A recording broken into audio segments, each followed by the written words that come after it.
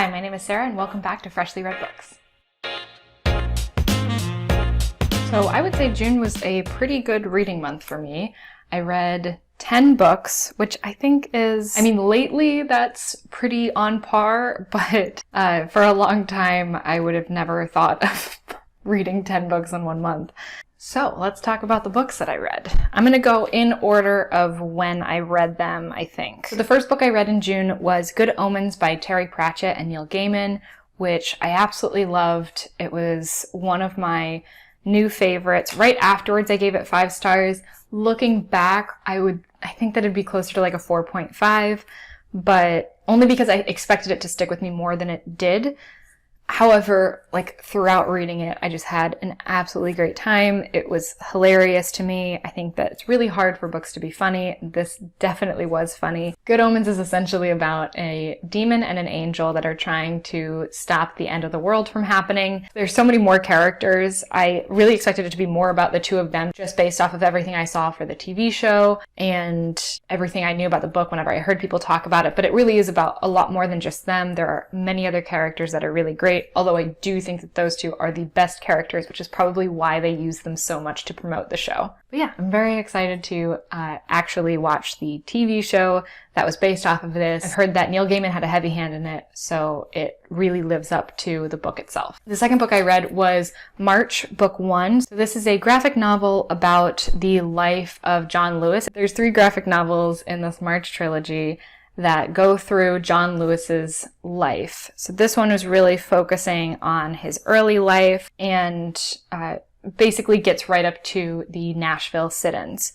John Lewis is a congressman who was very influential in the civil rights movement. So the art in it is just awesome. I've seen pictures from the sit-ins before, actual pictures, but I don't know, there's something about going through the story picture by picture that is just really incredible and makes you feel like you understand the story so much more. So I really loved this, and I'm excited to get more into it and read more about what he did after those sit-ins. After that was a book that I read as an ebook, which was Stamped: Racism, Antiracism, and You by Jason Reynolds and Ibram X. Kendi. This book was kind of I believe they called it a remix of a book that Ibram X. Kendi wrote, which was called Stamped from the Beginning, which goes through an entire history of the U.S. and just how deeply ingrained systemic racism is in our country and really in the world. He starts way at the beginning. And then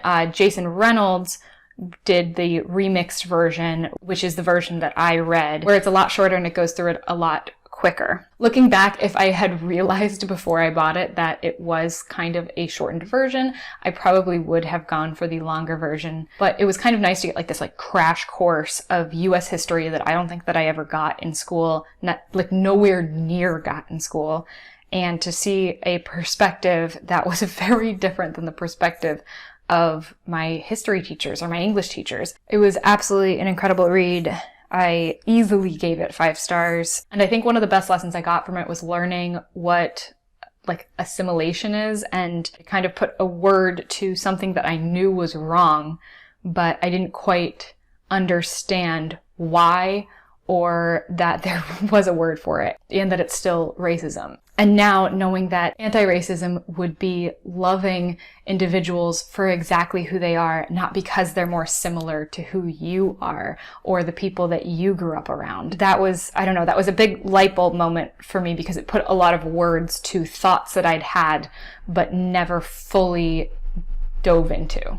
Ibram X. Kendi also has another book called How to Be an Antiracist, which has been popping up everywhere right now. So that one I got on Kindle right after I finished Stamped, and I'm really excited to read that one as well. After that, I read The Lost World by Michael Crichton. This is the sequel to Jurassic Park, which is one of my favorite books. I read it in January. I was obsessed with it. I recommend it to everybody, whether they ask for a science fiction or a thriller recommendation. That's my recommendation. It's so good, no matter what aspect you're looking at. It's a great sci-fi, obviously, and I feel like that's kind of what it's praised as, but it's also just such a good thriller, and it's so suspenseful. And I think Michael Crichton does such a good job of making everything seem how can this possibly end well? And having those moments where you're like, I don't see a way out of this. And it's just, it's so good. So on the edge of your seat. I needed to like take a second after I finished this one and just like breathe. And I believe I felt the same way after Jurassic Park, but this one's just more at the forefront of my mind. Jurassic Park is about a company that is funding research into essentially bringing dinosaurs back to life by using very old DNA that they can extract from fossils, I think. It's very well fleshed out, the idea of the science behind it. As far as I can tell. I don't know a lot about science, but it worked for me, so. And there's kind of this like millionaire, billionaire that's behind it all and wants to use that to open up a theme park, which would be Jurassic Park, on an island. I think he does a great job of writing his characters. I had an easy time following them. And I think that similarly, he did a really great job in The Lost World. I think I gave this 5 stars. I had a lot of 5-star reads, especially at the beginning of the month. Actually, no, I had a lot of 5-star reads in general this month. This was a really great reading month. It was hard to remember because some of the last books were not so great.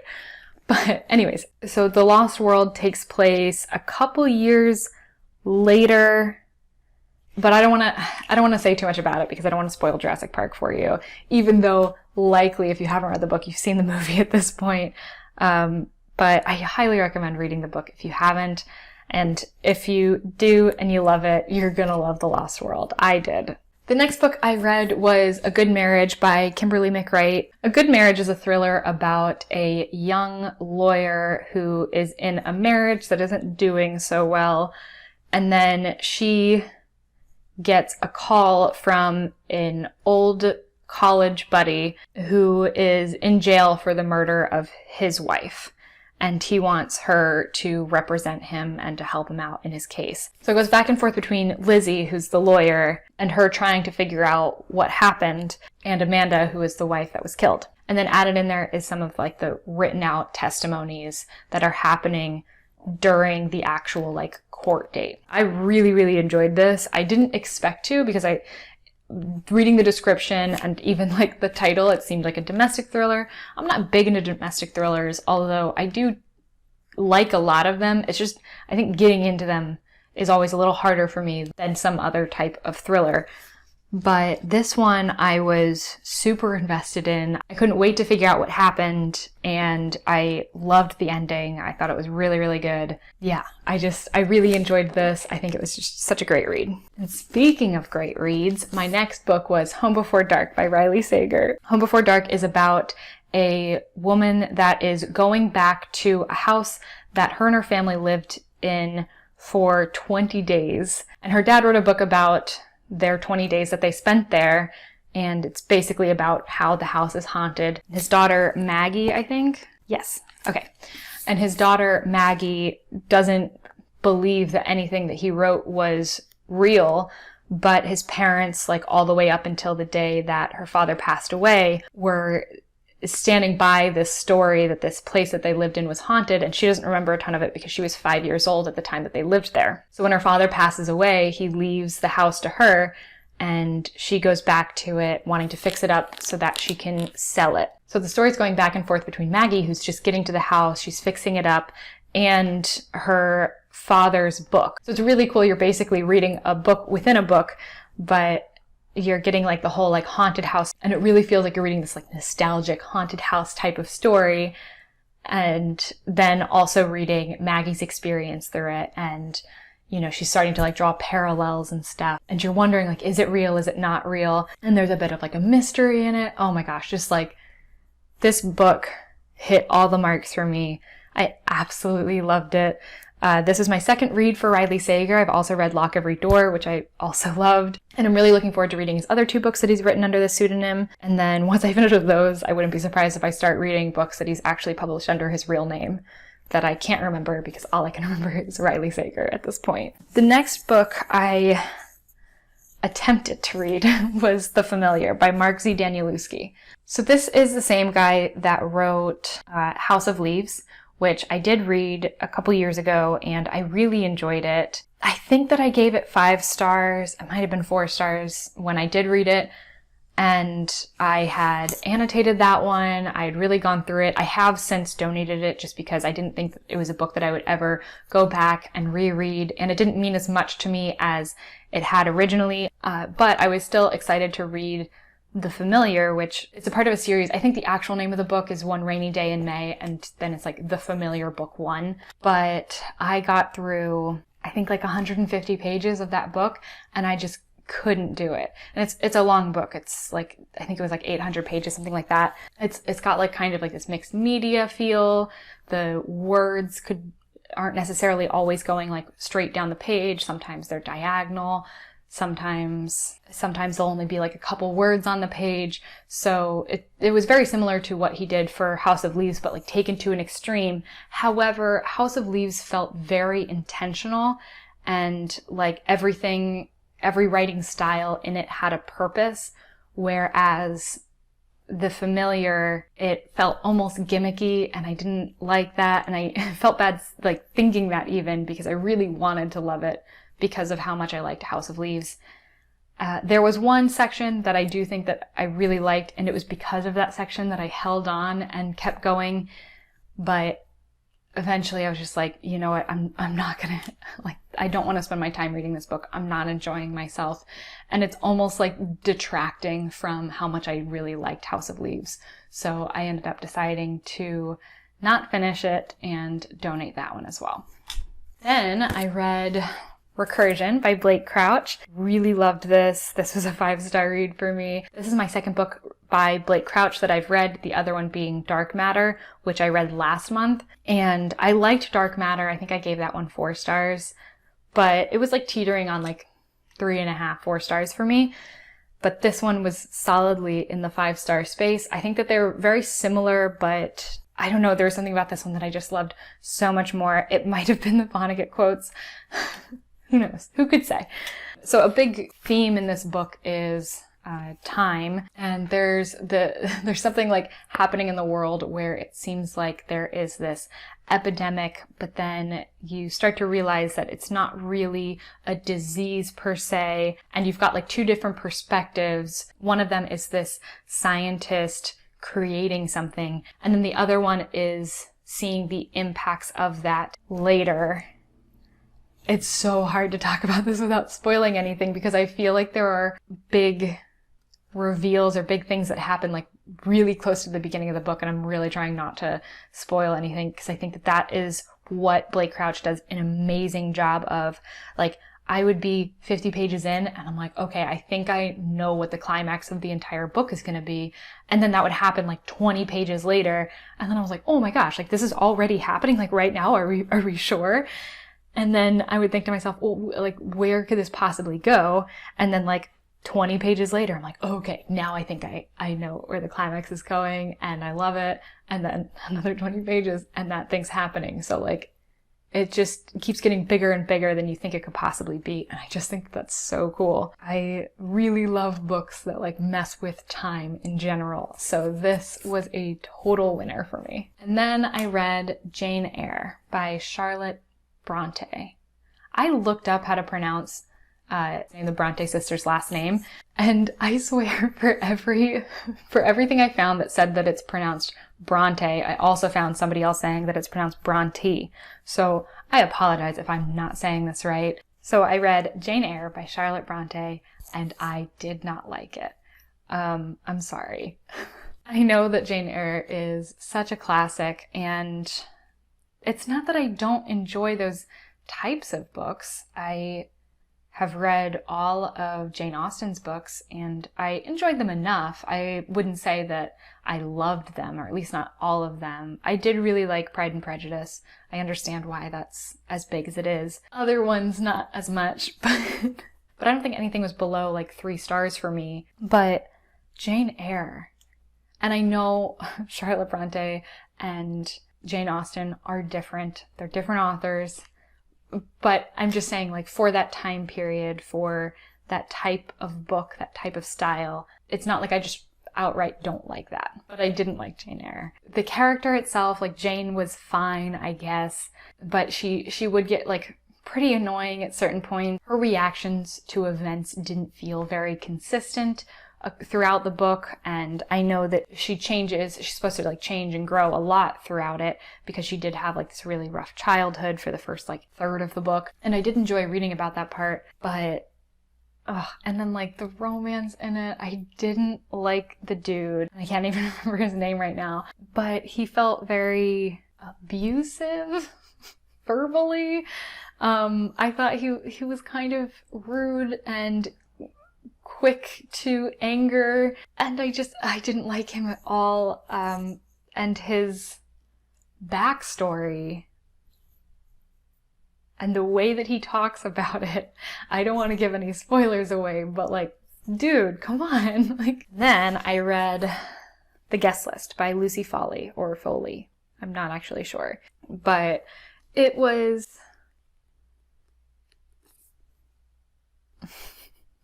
I didn't like it.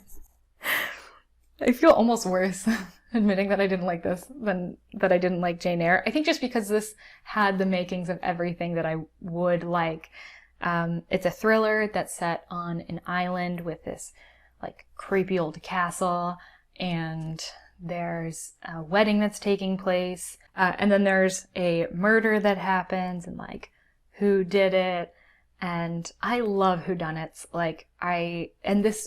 Reading the description of this reminded me so much of And Then There Were None by Agatha Christie, which is one of my favorite thrillers of all time. It's a classic. It's incredible. I love it so much.